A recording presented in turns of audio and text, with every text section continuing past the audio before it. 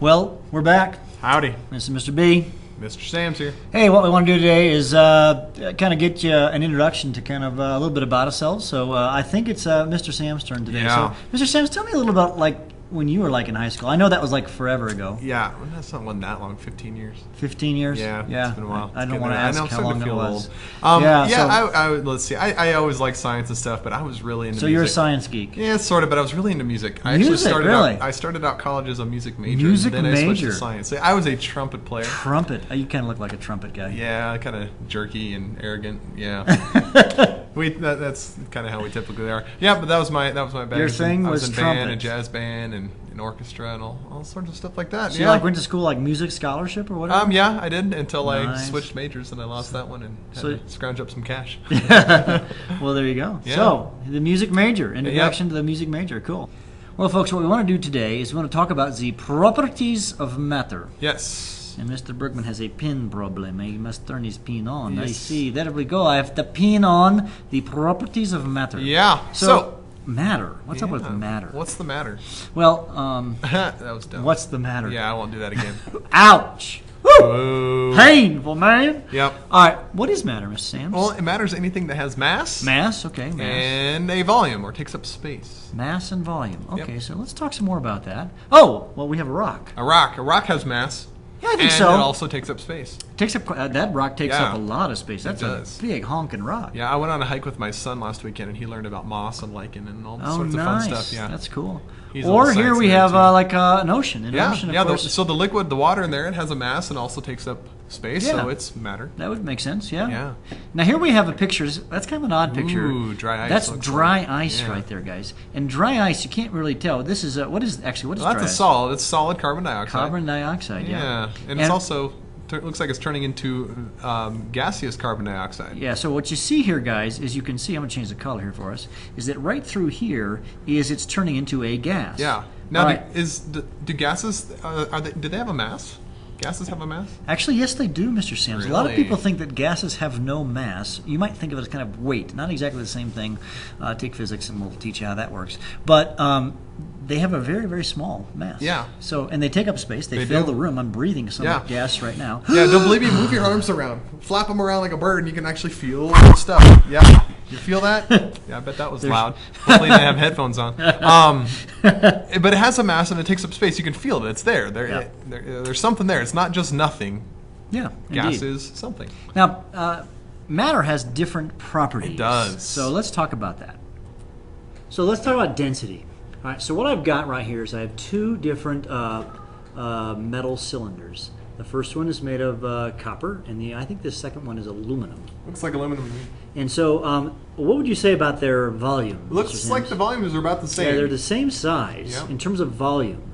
But if I hold them, one thing I can notice is that one is much heavier. So let me show you that on the scale. So if I put the copper one on the scale, you can see it has a mass of 56 and some change grams. That's in grams. All right. And if I take the aluminum and put it on to the scale, he only weighs like 17, almost 18 grams. A lot less mass for the same amount of volume. Yeah, so the same volume, if you were to have these in your hand, you would say, whoa, this one is really heavy. The copper one is heavy. The aluminum one is light. So that's a good illustration of density. It's really the mass divided by the volume. All right, the second thing we want to talk about is temperature. So if we come over here with the camera, I happen to have two flasks filled just with water.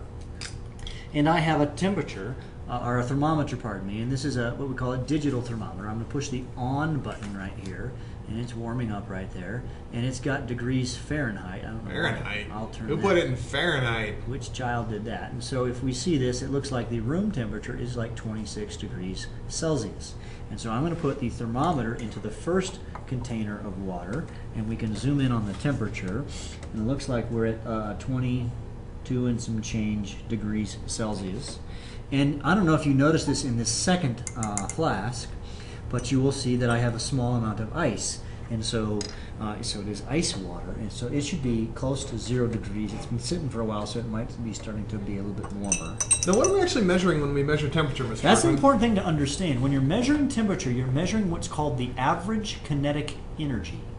to kind of put that in a more easy term, you're actually measuring the speed of the molecule. Speed, is that another property of matter? Yes, in fact, we could talk about it. Let's talk about speed of particles. So let's talk about the difference. What's the difference between the warm water and the ice water? Well, if it's warm, they're probably moving faster. Yeah, so if you were to somehow get at the molecular level, you would see the molecules zooming around.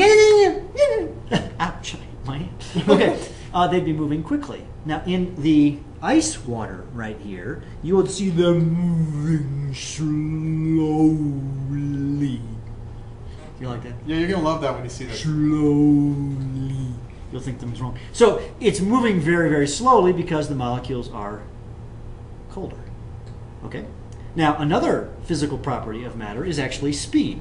So how could I illustrate speed? Oh, we skipped one, Mr. Sams. What did we skip? Temperature, volume. Yeah. Well, volume, these have volume. I think that's obvious. And speed. All right, so let me see if I can do this without killing myself. Mr. Bergman, let's come over here. And of course, when you are moving, you have... A speed. Speed! So... Whoa, he's so fast I can't keep up with him. There you go. And back. And lastly... Mr. Bergman runs triathlons, though. Yes. In fact, I have my USA Triathlon t-shirt on today. And lastly, you can also have color. I mean, this isn't an exhaustive list, but my vitamin water is reddish because this is the... Kind of matches his shirt. Blueberry pomegranate. Ugh. Special flavor. So what's color doing? What makes something have a color? Actually, that's a good thing. Color's an interesting thing. Is that actually it's a reflection of light, and so we're in a room that has white lights from the top, and so as it comes into my red shirt, interesting thing happens. Actually, all of the light, white light is actually a mixture of all the colors of light: red, orange, yellow, blue, green, indigo, and violet. And so all those colors hit my red shirt, for example, and only one color bounces off. And that would be red. So it absorbs everything but the red colors. All right, and that is not an exhaustive list. There are a bunch of other physical properties, but there's a start for you. Okay. There are also properties that are either intensive and or extensive, Mr. Sams. Yeah. Now, intensive properties are properties of a substance that, regardless of how much of the substance you have, it still has that property. So if I have like 1,000,000 grams of something, its property stays the same as if you had 5 grams of something. Right. So property doesn't change. Right. With amount, maybe? Right. Yeah, property doesn't change with the amount. So an example of that would be density. We talked about it earlier. If I have a piece of aluminum... Actually, let's use this example, Mr. Sams. I have a picture here of a liquid, and we've got 3 different liquids. There's one liquid at the bottom. Oops. What did I do? All right, there's one liquid at the bottom, and it is, well, what? Tell me about that. That one's the most dense, meaning it has the greatest amount of mass per given amount of volume. And then medium density, and then the green one is the least dense.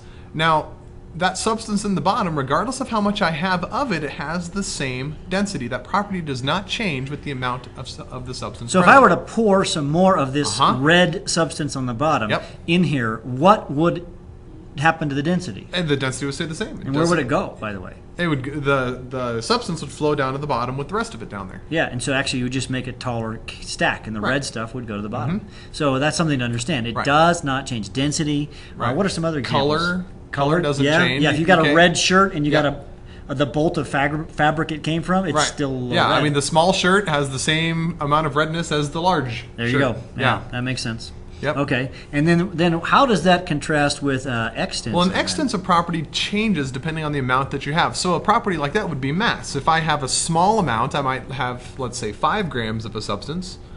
Then if I have more of the substance, I have a greater amount of the substance. So it depends upon the amount of material present. All right, so yeah, here is like a mass, some object. They've got a little scale, just kind of like what we did a minute ago. They had 6.4 grams or ounces or whatever, I don't know what the unit is, of a substance. But if I were to have a bigger piece of this metal, it would weigh more. It would. So that is called an extensive property. Now, so Mr. Sams, we've talked about solids and gases in terms of their shape and volume and that kind of stuff. But if you were to kind of zoom in at the molecular level, what would you tell me? How are they different? Well, the gases are kind of spread apart and flying all around. All right, so they're very far apart, folks. Way far apart, and they're moving because all molecules are moving. Right. Okay. And then the liquids, they're still moving, but they're kind of attracted to each other a little bit. That's what holds them together. So they're not actually like touching, though they kind of sometimes they're they bumping. kind of But notice how close. slip around and Yeah. rub into each other, kind of like a crowded street in New York, I guess. Yeah, yeah. And then a solid? So they're attracted to one another. They're stuck together into a crystalline structure. Now, are they moving? They still are moving, yeah. Yeah, and actually they kind of vibrate back vibrate, and forth. yeah. And so maybe think of like they're connected, and they probably are Yeah. closer actually. It would be more like this. Think of a densely packed dance floor. Everybody's smushed Yeah, together and that just works. kind of vibrating back and forth, I guess you could say. Vibrating? That sounds something weird there, Mr. Mm. Samms. Yeah, I don't know if you're going to go there. And now, well, there's our picture zoomed in. I don't need it. Here's kind of a cool animation. This would be a what, Mr. Samms? That's a solid. Notice they're moving. Yep. They're vibrating and the temperature's lower. Then you heat it up a little bit. Notice the temperature's going up. And they are spread out a little bit. They don't have that nice organized crystalline shape anymore, but they're not flying around like the gas is. Did you know that the word gas is a transliteration of the Greek word for chaos? I did not know that. Yeah. Yeah, that's cool, though. That's Yeah. good to know. And then the gas, of course, they're flying all around, right? Yep. And we can see that also in this. This would be a gas. They're moving around and around. They're kind of randomly motioning, and they hit each other. Yep. They're like striking each other. We got two gases, the blue and the red. Yeah. I don't know what they represent necessarily. Kind of, have you ever seen the lottery drawing on TV? All those Oh, little yeah. ping pong balls flying Yeah. around? Yeah. Looks kind of like that. And so that's kind of the molecular view of solids, liquids, and gases. There it is. Well, guys, you've now watched your very first podcast. There it is. That's content. So Yeah. hopefully you pushed pause a couple of Yeah, times. if you got stuck, push pause, push rewind, watch us again. Yeah, watch it us down. again, and then you'll be good. Yeah, we'll see you in class. See you in class. Bye.